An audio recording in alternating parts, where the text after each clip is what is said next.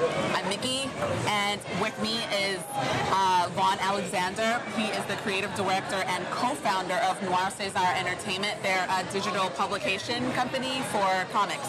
So digital comics company. Mangas, anime, whatever you choose. Yeah, lots of nerdy stuff. So that's in our realm of jack of all entertainment. trades, a little bit. Very cool, very cool. And a fashion designer. Yeah, absolutely. Fashion designer, creative director, a little bit of everything. I try to keep myself pretty eclectic across the board. Wow. Yeah. Yeah. A lot of folks that we talk to today, they wear many hats, and I guess it's just a part of the lifestyle of creation. Yeah, definitely. Being a creator. So. Yeah, I think my creative ingenuity is kind of made it hard to focus on one avenue, especially when it comes to things that are part of originality. Everything from the titles. Like, I mean, some days I may feel like writing, some days I may feel like drawing, so it just depends. Yeah. Very cool. Wow. So, do you ever get bored? Honestly, it's kind of hard to get bored.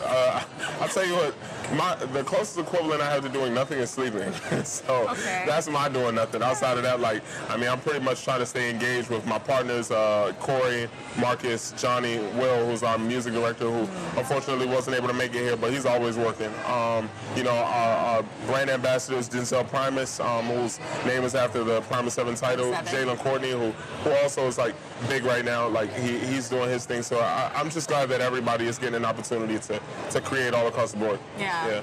And then get some love. Yeah, and for sure. You guys are in a position where you're able to sponsor an event like this is amazing. blerDCon. Yeah, as soon as we heard about it, man, we jumped on it. Thankfully, my partner Johnny O'Brien of the Charlotte Hornets, he heard about it. He loved the concept. He grew up loving anime and manga, and his it's crazy because another one of our co-founders, Marcus Johnson, was his high school teacher. Now, don't tell anybody that I told you that, because clearly you don't want to guess the age difference. But I mean, he's so cool, man. Like, just being able to check the vibe and everything else.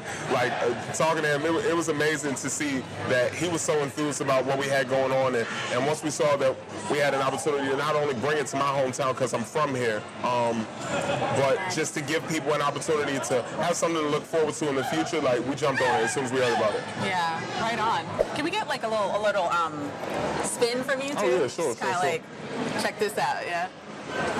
Very fly. Nice.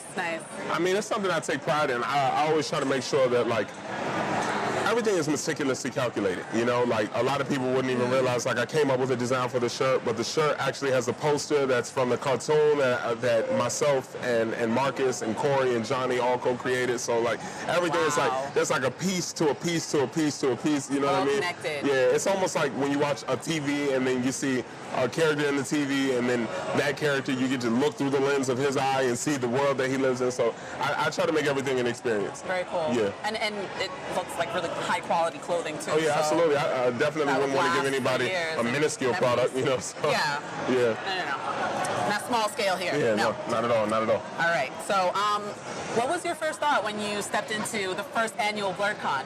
Were you pleasantly surprised? Yes, I was, absolutely. Yeah. And I think the thing for me was, it was such a huge turnout. For us, it's not that we didn't think it was going to do well, but we were just unexpected because it was the first ever of its kind. So we kind of came in here, I'm not going to lie, we were a little ambivalent, you know, like, but just being able to come in and see people really gravitated to this, you know, like, they took an opportunity to make it an experience. Like, I mean, I saw the Power Rangers, I saw characters from Bleach and One Piece, I saw Batman, I saw people from Halo, like, I mean, I saw everybody, like, everybody was anybody. And the best part was I got to see Power Rangers in their actual, like, their power suits, and I got to see the ninjas. So I was like, oh man, that was amazing to me. Like, that really took me back, like, to just crowding around the TV getting to watch the Ninja Turtles and everything else. Like, it took me back to my childhood. There's a bit of nostalgia here. So I was extremely appreciative of everybody just coming to show their support. Yeah, it's definitely heartwarming. Yeah. Like, we're a community that we have a lot of love for our entertainment and for each other, you know, bonding around very rather obscure interests. That's necessary. I think in a space now where individuality is starting to become embraced more and more in today's society, it's necessary to push the culture forward, to be able to have everybody come in and present something different. So it's a good feeling. What do you think an advantage is of being self-expressed and actualized fully as blerd? Well, I think the biggest thing is that we control the narrative. You know, so often we see other titles that we have to find relatability in, but now we have an opportunity to create someone that's like ourselves. You know, like, it's not like I have to look at a personality characteristic of someone like a Goku or a Gohan or anybody else for that matter. Like, I'm a huge Samurai Champloo fan, and Inuyasha as well, Ronin Warriors, Thundercats. Like, I grew up on all of those titles. So it was unfortunate that I was able to see certain characters that I identified with certain parts of them, but not all of them. And that's not necessarily to say that it's a bad thing, but when I had the opportunity to create something of my own, like, I wanted to create a character who was a bit like, who plays too much, but is also very powerful. So it's kind of good that he plays too much, you know what I mean? Because he has yet to realize his true potential. I think all of those things, like, we wanted to not necessarily make it something that was so much about the character in the story. We wanted to make it a real life thing, you know? Like, I feel like everybody has these conflicting ideologies and parts of themselves that everybody doesn't get a chance to see. So to be able to put all of those into one and bring that to the forefront, it's like, wow, that person's just like me, you know? Yeah. So, and that's not just with one title. That's not just with Primal 7. That's with Lux Nova, Arms of the Dragon. You know, that's with Space Pop.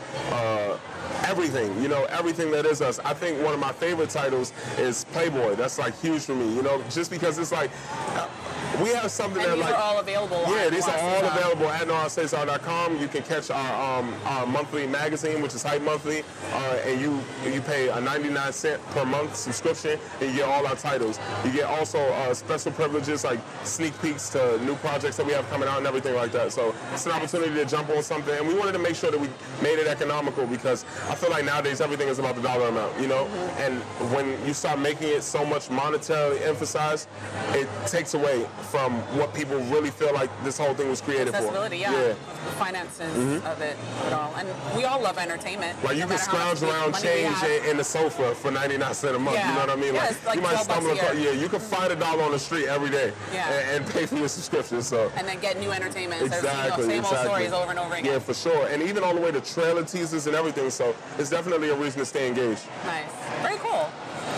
What do you think about new media in general, and specifically for NSZR Entertainment? Do you think that there's a lot of opportunity there for NSZR to maybe expand into other forms of new media, or absolutely.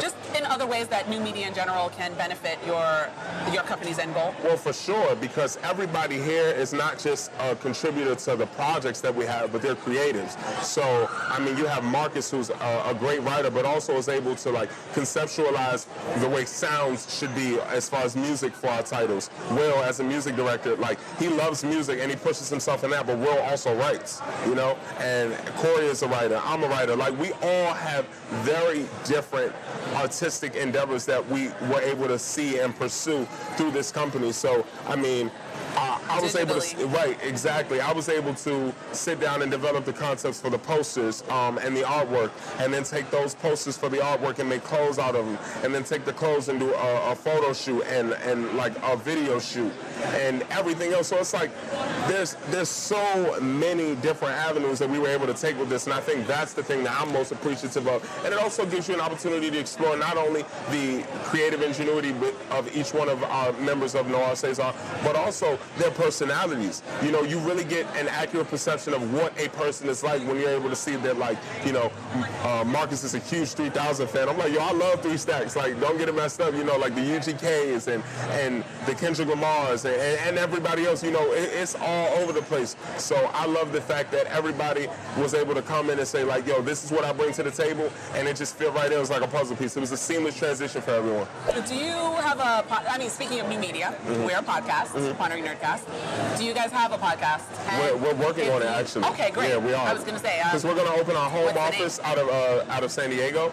So what we're doing now is we're getting all of that together to kind of put everything under one roof, so you'll be able to see, like, the media, you'll be able to see the podcast. Like, this is something that we want to keep people creatively engaged, and this isn't something that's just for the time being. We want to push the culture forward. We want to get all the way into, like, memorabilia. We want to be that company that, like, when you go to a Target or a Walmart, you're able to say, oh, wow, like, that's a Primal 7 11, or that's the Arms of the Dragon, that's a Lux Nova backpack, or, you know, being able to get a video game out of it, or like a computer game. So there are a lot of things in the works. We're still working out some negotiations with a lot of different people. So, I mean, we look to see and make sure that everybody has a piece of that soon. Very cool. Yeah. Very cool. Very exciting. Yeah, definitely. All right. Take over these retailers. Yeah, for sure. I mean, or, you know, start some of our own. That's something that we definitely want to do too. We have the money, and we like to look good. We like to buy stuff we like. Why not? You know, back to school shopping, we want to make it economical for the parents, because, I mean, Walmart and Target and everybody else, like, they definitely have something to offer, but I feel like that's already here, you know? Well, yeah, let's bring something new. Right on. Okay, so I have a couple of rapid fire questions if you're game. Yeah, I'm cool. Very cool. What's your astrological sign? No idea. You don't? When were you born? November. November what? 25th. Okay, so is that Scorpio?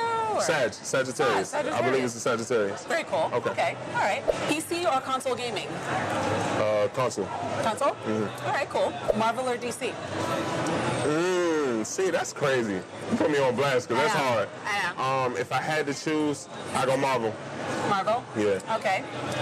For comics, for movies, cartoons, or just across the board? Nah, I think actually for cartoons and like movies and stuff like that, I would say DC. I would say DC in that regard. Wow. I mean, the way that, see, it's a little different for me. Like when I look at DC, like, I feel like they both battle back and forth. Like, I just like seeing beautiful creativity brought to the forefront. So, that's right. I mean, it could be a Superman or a Batman, a Spider-Man. It doesn't really matter. Like, it could be Captain America, the Avengers. It doesn't really matter to me. I just love seeing well thought out, well curated entertainment, because it's not just something that I take something from. It's something that I think is going to give children an enthusiasm about the things that everybody is creating moving forward. Right on. And adults too. Yeah, like, for sure. We have I mean, they grow to adults, and those are the ones who are creating these visions. So we're definitely appreciative of these things starting when we're young, and then people still continuing to push that forward and bring that culture with them into adulthood. Right on. Right on. It's definitely a cultural thing. Yeah. Your childhood imaginary character crush?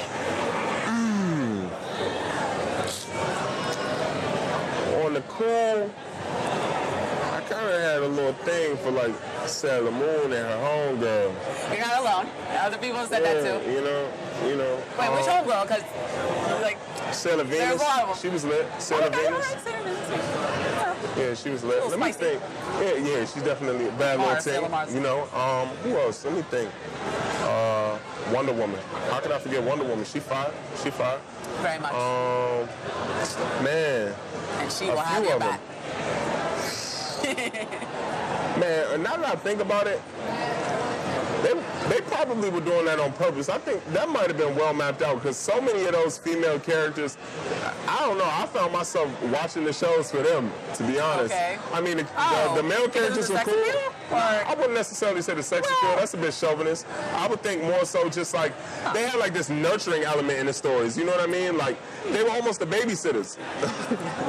To be real, like if I'm being honest, like 'cause it seemed like all the men were the antagonists in the story, and the women kind of like kept them out of trouble, especially Inuyasha, like for sure. That's true. Like now that I'm thinking about it, I can't really think of any male characters that were kind of like the voice of reason. I don't know. Professor Xavier. That's pretty much it. But then even then, you got to think of like where Professor Xavier, you had like the Jean Grey and stuff like that. Yeah, exactly. Of course, like they would definitely still have that like that motherly nature about themselves, like just kind of watching over everything. Okay. Yeah. Like do an episode on that. Yeah, for sure. Very interesting spin on that. Okay, cool. Shout out to women too. That just goes to show you the appreciation for women. It definitely is something that's a necessity, not even just in today's art and media culture, but in its entirety in the world. You know, like we wouldn't be anything. Like there would be no existence without the cisgender. So I appreciate that. Shucks. Best nerdy theme song. Let me think. I'm gonna be real. I kind of was feeling the Power Rangers theme song. A lot of people were. Batman Beyond's theme song, their intro was fire too. Yes. But I mean, Samurai Champloo's theme song was fire, Oh, yeah. like OD. Like I would listen to that on a soundtrack. And speaking of which, just a little sneak peek for y'all with Primer 7. We also have a soundtrack coming. We're not going to tell y'all who the artists are, but just so you're going to get some pleasant surprises from that soundtrack. Will Brown has done everything he can to make it a very eclectic sound and pull some influences. I mean, we got a little bit of trap, we got a little bit of boom bap, we got a little bit of everything in there, so just stay tuned for that for sure. Wow. Sounds very timely. Yeah, definitely. Okay. Cool. Josie and the Pussycats or Gem and the Holograms? Josie and the Pussycats. But there was a title, I forget the name of it. It was one that had a shark. And I like that one a little more. What was it? Jabberjaw. Yes. Jabberjaw. So if I had to do Josie and the Pussycats or Jabberjaw, I'm going to have to go Jabberjaw on that one, though. Wow. Yeah, I'm going to have to go Jabberjaw. You heard it here. Yeah. Awesome. For sure. Awesome. I used to stay up, like, don't ever tell my mom this because this is way past bedtime, but I used to stay up and watch TV just to catch Jabberjaw for sure. Wow. Yeah. Okay. Look, your secret's safe with us. All right, cool. But yeah. Thank you so much, Vaughn, I for your appreciate time. it. Absolutely. Really appreciate No it. problem.